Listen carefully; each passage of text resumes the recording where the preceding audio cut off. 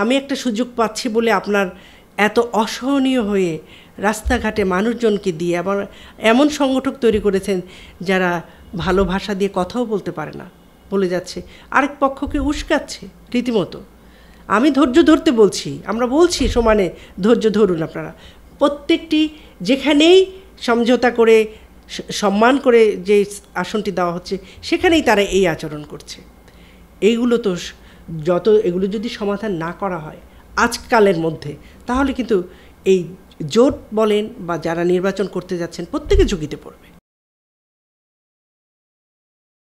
আসন্ন নির্বাচন, আপনারা অনেক ত্যাগ তিতিক্ষার পর আজ এখানে আসছেন, খুব নির্বাচন খুবই কাছে। আর আসম রব বাংলাদেশের প্রথম পতাকা উত্তোলক এবং দেশপ্রেমী নেতা। আপনারা নির্বাচিত হলে আপনাদের দলের পক্ষে কি কি কাজ করতে চান এটা একটু জানাবেন। আর আরেকটি প্রশ্ন যুক্ত করছি যে দেশ কি সঠিক পথে আগাচ্ছে? আপনি ভালো বলেছেন যে আসম রব স্বাধীনতার প্রথম পতাকা উত্তোলক, জাতীয় বীর। আমরা এই মানুষগুলো, আমি তার জীবন সঙ্গী, আমি তার প্রতিটি কাজের ছায়ার সঙ্গী। আমি রাজনীতিতে হয়তো অনেক দেরিতে এসেছি, কিন্তু আমি তার কাজগুলো, আমি এই ভদ্রলোককে দেখেছি রাতে ঘুমের মাঝেও প্রকল্প নিয়ে কথা বলে এবং দলের নেতাদেরকে ধমকান। এটি একটি অন্য বিষয়। কেন জানেন, আজকের এই কথাটি একটু বলছি, হয়তো লম্বা হয়ে যাবে, তবু বলছি, দলের নেতাকর্মীকে অন্যায়ভাবে সুবিধা উনি দিতে কোনো দিন প্রস্তুত ছিলেন না। এবং ওনার সময় ওনার দলের ছাত্রলীগের ছেলেরা কোনো একটা বিষয় নিয়ে বাড়াবাড়ি করাতে উনি 4টি ছেলেকে জেলে দিয়ে দিয়েছিলেন, যে অন্যায়ের কোনো শাস্তি পেতে, অন্যায়ের কোনো স্থান এখানে নেই। সেই আলোকে দীর্ঘ সময় উনি কিন্তু সংসদীয় জায়গায় অবস্থানে ছিলেন না বা নির্বাচিত ছিলেন না 2001-এর পর থেকে যারা ছিল ভিন্ন ভিন্ন মানুষ। আর 8-এর পর থেকে তো কোনো নির্বাচনই হয়নি। তার মধ্য দিয়ে যেটা হয়েছিল, আসম আব্দুর রব সমস্ত উন্নয়ন কাজগুলো আমি ধারাবাহিকভাবে আমি বলতে চাই। আলী, যদি সুযোগ হয় এবার আমি একবার এলাকায় নিয়েও যেতে চাই আপনাকে, কারণ উনি যখন ওখানে কাজ শুরু করেছে, আমি যখন প্রথম জীবনে আমাদের সাংসারিক জীবন শুরু হওয়ার পরে ওনার হাত ধরে ওখানে যাই, তখন কোনো কালো রাস্তা ছিল না। কালো রাস্তা বলতে আমরা পিচ ঢালা রাস্তাকে কিন্তু বুঝি। সেখানে বলতে গেলে কোনো রাস্তা অবকাঠামো এগুলো ছিল না। আজকে কিন্তু সেখানে সম্পূর্ণ রাস্তা। কেন? সমস্ত ভিত্তিগুলো উনি রচনা করেছিলেন। উনাকে তখন রাজনৈতিক প্রতিপক্ষরা এমনও বলেছেন উনি সাপের মতো পেঁচিয়ে পেঁচিয়ে রাস্তা বানাচ্ছেন, কি হবে এত রাস্তা দিয়ে। এখন নদী ভেঙে যাওয়াতে সেই রাস্তাগুলোই এখন মানুষের কিন্তু একমাত্র পথ চলার অবলম্বন। এটি গেল একটি বিষয়। উনি ওখানে ভুলুয়া নদী, ওই বৃহত্তর নোয়াখালী, লক্ষ্মীপুর, রামগতি, কমলনগরের জন্য একটি অভিশাপ হয়েছিল। নদীটা নাম ভুলুয়া নদী, কিন্তু সেটা জলবদ্ধতার কারণে ওটি একদম একটি ভয়ঙ্কর বিপদ ছিল মানুষের জন্য। কারণ এই নদীটি যেহেতু পানি ধারণ করতো না, সমস্ত পানি আশপাশ এলাকাতে বন্যার মতো হয়ে থাকতো, জমে থাকতো, কোনো ফসল হতো না। উনি যখন মন্ত্রী হলেন তখন এটাকে একদম, তখন কিন্তু কোনো কৃত্রিম মেশিনও নেই, তখন হাতে কেটে 11 কোটি টাকার কাজ ভুলুয়া নদী কেটে দিয়েছিলেন। সেই ভুলুয়া নদী যেহেতু উনি 2001-এর পরে আর নির্বাচিত হননি, এই নদীটা আর পরবর্তী সংসদ সদস্য যারা ভোটে হোক আর রাতের ভোটে হোক তারা কেউ কিন্তু এটা কাটেনি। এই যে কাজগুলো, ভুলুয়া নদী, দ্বিতীয় কথাটি বললাম, এটা আমাদের কাটতে হবে নতুন করে। এটা নিয়ে আমরা অলরেডি কাজ শুরু করেছি। আমি এবারে যাব, ওয়াটার বোর্ড থেকে কিছুটা বরাদ্দ হয়েছে আমার হইচইয়ের জন্য। আমি ডক্টর রেজওয়ানাকে এর মাঝেই আমি ডক্টর রেজওয়ানা থেকে চেষ্টা চরিত্র করেছি। আমাকে ওয়াটার বোর্ড থেকে কথা বলেছে যে ম্যাডাম আপনি থাকলে আমাদের ভালো লাগবে, কারণ আপনার হইচইয়ের চোটে আমরা এই বরাদ্দটা নিতে পেরেছি। আমি রেজওয়ানার সাথে কথা বলেছি, আমাদের ছোটো বোন সে। আর এর সাথে নদী ভাঙন, ওখানে মেঘনা নদীর পাড়ে কিন্তু এই উপজেলা, 2টি উপজেলা, সেটিতে আসম আব্দুর রব ড্রেজার নিয়েছিল। আসম আব্দুর রব একটা কথা বলতেন, নদী শাসন। এলাকার অনেক মানুষজন হাসতেন, বলে নদীকে কি শাসন করা যায়? কিন্তু আসলে তো নদীকে শাসনের ব্যাপারটি রয়েছে। সারা পৃথিবীতে উন্নত দেশগুলিতে আমরা দেখি প্রমত্তা এবং বড় বড় সাগরের পাশে কিন্তু একটি বড় শহর, মহাসাগরের পাশে একটি বড় শহর। নিউ ইয়র্কের চতুর্দিকে কিন্তু প্রশান্ত মহাসাগর, হ্যাঁ প্রশান্তই তো এটা না।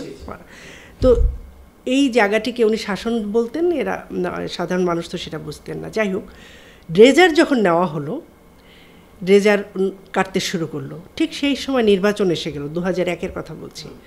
নির্বাচন পরবর্তী সময়ে উনি হেরে গেলেন, ওখানে অন্য পক্ষ জিতে আসলেন, তারা ড্রেজারটিকে ফেরত পাঠিয়ে দিলেন। তো ড্রেজার কোনো ব্যক্তিগত কাজে যায়নি, ড্রেজার ছিল যে নদীর মাঝখান থেকে কেটে কেটে যদি সুড়ঙ্গটাকে গভীর করে সাগরের মোহনায় মিশিয়ে দেওয়া যায়, তাহলে যেটা হতো নদীর পাড়ে এসে পানিটা ধাক্কা দিত না। আপনি জানেন, আমি এমন এলাকায় হেঁটেছি, সেই এলাকাগুলোকে আমি যখন খুঁজি, পল্লীমঙ্গল কোথায়, রঘুনাথপুর কোথায়, আমাকে তখন আমাদের স্থানীয় ভাইয়েরা বলে ওই দূরে, সেই দূরটা কোথায়, সেই নদীর মাঝখানে। আমি বললাম যে আল্লাহ, এগুলি ভেঙে এইভাবে ওই জনপদটি ভাঙছে, কমলনগর এবং রামগতি উভয় জায়গাতে। দেখুন কাজের বিষয় কি, উনি মতিরহাটে এবং রামগতির হাটে দুটি জায়গায় ব্লক বাঁধ করেছিলেন। এত ভাঙনের পরে ওই দুই ব্লক বাঁধ এখনও রয়েছে, কিন্তু বাকি সমস্ত জায়গা ভেঙে গিয়েছে। স্থানীয় এমপিরা, রাতের ভোটের এমপিরা অথবা জবরদখলকারীরা কি করেছে, তারা করেছে কি জানেন, জংলাবাদ দিয়েছে। এমন প্রমত্তা মেঘনাকে কি জংলাবাদ দিয়ে রক্ষা করা যায়? জংলাবাদের নামে সমস্ত টাকা দলে বলে তারা আত্মসাৎ করেছে, এবং তারা ওই আত্মসাৎকারীরাই কিন্তু এখন আবার নির্বাচনের নামে ওনাদেরকে সঙ্গ দেয়। সাধারণ গরিব মানুষের কথা কেউ ভাবে না, একদম না। আসমা আব্দুর রব 1 ঘন্টার নোটিসে লক্ষ্মীপুরে বসে থেকে পল্লী বিদ্যুতের সংযোজন দিয়েছিলেন 2 উপজেলায়। 1 ঘন্টায় উনি বলছে যে আমি যাওয়ার আগে যেন বিদ্যুৎ চায়। এই নেতারা ক্ষণজন্মা বাংলাদেশে, এই নেতা আসমা আব্দুর রব নেতা, মানে এরা আর হবে না। আজকে ওনার স্বাস্থ্য ভালো নেই, যার জন্য ওনার কাজগুলো, অসম্পূর্ণ কাজগুলো আমি করতে চাই। আমি মনে করি ওখানে এমন একটি জনপদ হওয়া দরকার, মানুষগুলি অত্যন্ত ভালো, সাধারণ মানুষের কোনো চাওয়া পাওয়া নেই। তারা নিজে কৃষিকাজ করুক, ব্যবসা করুক, ছোট ব্যবসা, মধ্য ব্যবসা, মাছের ব্যবসা, মাছ ধরা, তারা চায় নিরাপত্তা। এই যে মাছ ধরে আপনি যে ইনকামটা করবেন, সেখান থেকেও যদি আপনাকে ভাগ দিতে হয় ভয়ে, আতঙ্কে, সেই জায়গাটি আমরা শেষ করতে চাই। এবং সুন্দর এই নিরাপত্তার মধ্য দিয়ে যে সামাজিক ব্যবস্থা গড়ে উঠবে, সেটাই কিন্তু আমাদের দেশকে এগিয়ে নিয়ে যাবে। আমি আজকে চেঞ্জ টিভিতে বলতে চাই, আমরা যদি 300 মানুষ, 300-র সাথে আরও অনেক, বিশেষ করে যারা জনপ্রতিনিধি নির্বাচিত হতে চান বা হবেন, তারা যদি সত্যিকার অর্থে স্থানীয় জনগণ এবং মহান সৃষ্টিকর্তার কাছে ওয়াদাবদ্ধ হন যে আমরা কাজ করব মানুষের জন্য, দেশের জন্য, তাহলে কিন্তু সম্ভব দেশটাকে পাল্টানো, এবং সে কাজটি আমাদের করতে হবে। আমাদের দেখুন লেখাপড়ার মান কোথায় গিয়েছে, আমাদের আচরণের মান কোথায় গিয়েছে। এই যে মব তৈরি হয় কেন জানেন? সুশিক্ষার অভাবে। স্কুল, কলেজ, মসজিদ, মাদ্রাসা, পরিবার, কোথাও সুশিক্ষার কিন্তু চর্চা হচ্ছে না।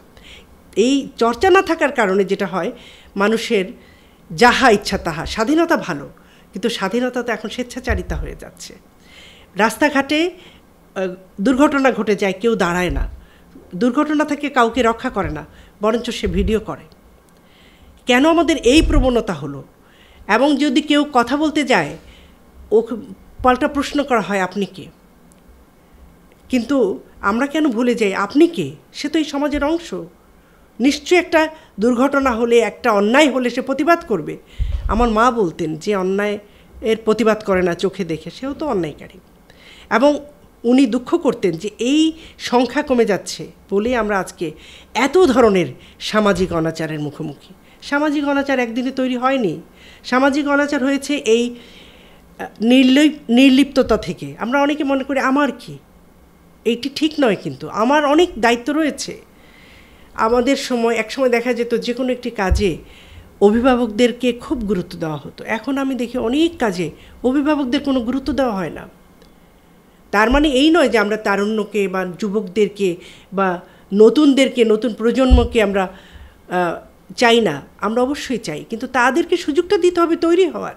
আর যারা তৈরি হয়েছে তাদের জীবনের যে অভিজ্ঞতা, সেটিকে যদি আমরা ব্লেন্ড করতে পারি, তবেই না আমরা একটি নতুন রাষ্ট্র কাঠামো গড়তে পারবো।